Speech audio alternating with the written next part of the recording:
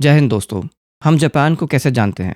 Mostly लोग बोलेंगे sushi, anime और Sony PlayStation, right? Japan एक ऐसा देश जिसने पीस कॉन्स्टिट्यूशन की कसम खाई है कि वो कभी जंग नहीं लड़ेगा। वो पुराना जापान अब मर चुका है। The samurai is waking up. आज जापान अपनी हिस्ट्री का सबसे बड़ा मिलिट्री बिल्डअप कर रहा है।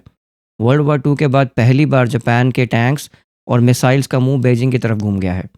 अब सवाल ये है, जापान को अचानक हथियार उठाने की ज़रूरत क्यों पड़ी? और क्या एशिया में किसी बड़ी वॉर की स्क्रिप्ट लिखी जा रही है? चाइना और जापान के बीच की जंग पॉसिबिलिटी हवा में नहीं है। इसके 3 ठोस कारण हैं। पहला reason Senkaku island. East China Sea में ये छोटे पत्थर के टुकड़े हैं। जापान इसे अपना कहता है और चीन इसे अपना। रोज़ाना, मैं रिपीट करता हूँ, रोज़ाना चाइनीज़ कोस्ट गार्ड के जहाज़ इन आइलैंड के पास जापान को धमकाने आते हैं। ये सिर्फ ज़मीन की लड़ाई नहीं है, ये एक्सक्लूसिव इकोनॉमिक जोन यानी कि EEZ और तेल के कुओं की लड़ाई भी है। Reason 2, Taiwan. जापान के फॉर्मर पीएम शिंजो आबे ने कहा था, a Taiwan emergency is a Japanese emergency. अगर चीन ताइवान पर हमला करता है तो जापान का शामिल होना मजबूरी है। रीज़न, क्योंकि जापान की 90% एनर्जी सप्लाईज ताइवान वाले समंदर से होकर आती हैं। अगर ताइवान गया तो जापान का गला चीन के हाथ में होगा। Reason number 3, historical vengeance. चीन आज भी वर्ल्ड वॉर टू के जख्म नहीं भूला है। चीन की कम्युनिस्ट पार्टी अपने लोगों को बचपन से ही सिखाती है कि जापान उनका ऐतिहासिक दुश्मन है। इस खतरे को देखते हुए जापान ने एक ऐतिहासिक फैसला लिया है। जापान ने अपना डिफेंस बजट डबल करने का प्लान बनाया है।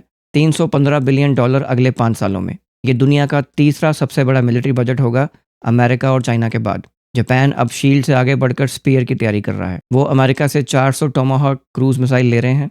ये मिसाइल जापान से लॉन्च होकर सीधा चाइना के मेनलैंड और मिलिट्री बेसिस को तबाह करने की कैपेबिलिटी रखती है। इसे कहते हैं काउंटर स्ट्राइक कैपेबिलिटी। लेकिन क्या जापान चीन के सामने टिक पाएगा? नंबर्स देखें तो चीन बहुत आगे है। चाइना के पास 20 लाख से ज़्यादा सोल्जर और दुनिया की सबसे बड़ी नेवी है जिसमें 350 से ज़्यादा शिप हैं। जापान, उनके पास सिर्फ 2.5 लाख सोल्जर हैं। लेकिन बात यहाँ खत्म नहीं होती। वॉर सिर्फ नंबर से नहीं जीती जाती। जापान की स्ट्रैटेजी है क्वालिटी ओवर क्वांटिटी। जापान के पास F-35 स्टेल्थ फाइटर जेट की दुनिया की दूसरी सबसे बड़ी फ्लीट है। उनके एजिस डिस्ट्रॉयर समंदर में चीन की मिसाइलों को हवा में ही मार सकते हैं। और सबसे बड़ी बात, जापान एक आइलैंड नेशन है जिसे डुबाया नहीं जा सकता, यानी एक अनसिंकेबल एयरक्राफ्ट कैरियर। तो इसमें भारत के लिए क्या है? दोस्तों, जियोपॉलिटिक्स का पुराना नियम है, दुश्मन का दुश्मन दोस्त। जापान भारत का क्वाड पार्टनर है। अगर जापान चाइना को ईस्ट चाइना सी में उलझा कर रखता है तो हिमालय पर भारत के खिलाफ चीन का दबाव कम होगा। एक मजबूत जापान एक सुरक्षित भारत के लिए जरूरी है। आप इसके बारे में क्या सोचते हैं? क्या जापान सही कर रहा है? अपनी राय कमेंट्स में जरूर बताइए। जय हिंद।